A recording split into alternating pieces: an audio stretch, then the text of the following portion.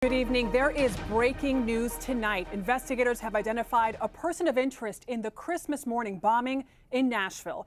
Today, agents combed through a severely damaged downtown looking for clues after a parked RV rigged with explosives blew up. At least 3 people were hurt. CBS News Chief Justice and Homeland Security correspondent Jeff Pegues is at FBI headquarters tonight with new developments. Jeff, good evening. Adriana, law enforcement sources tell CBS News that the leading theory right now is that the person responsible for that bomb blast may have been killed in the explosion. We're also being told that DNA tests are being conducted on human remains found at the scene. Today, federal agents raided the home of a person of interest in connection with the explosion. CBS News has learned that law enforcement has identified the man as Anthony Quinn Warner. This Google Maps image obtained by CBS News shows an RV behind the wood fence matching the description of the vehicle that exploded in Nashville. An FBI bulletin from the Weapons of Mass Destruction Directorate said Warner had a similar make and model RV, and the Google Street View shows an RV parked in the yard of the Warner's home.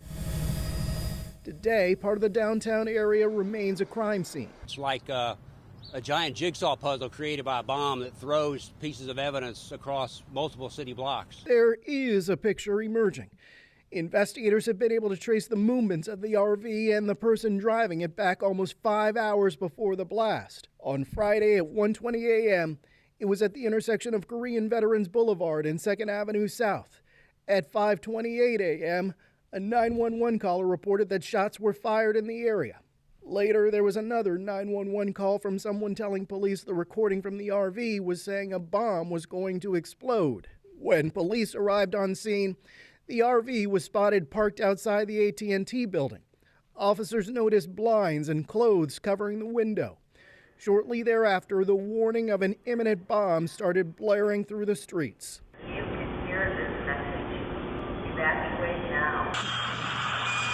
Command, all units are confirmed with PD. This is an explosive device. After the blast, sources say shell casings from a gun were found at the scene, perhaps set off by the large explosion. More leads for investigators to follow, along with about 500 tips. Well, the RV exploded while parked next to an AT&T transmission building, knocking out cell and Wi-Fi service in the area.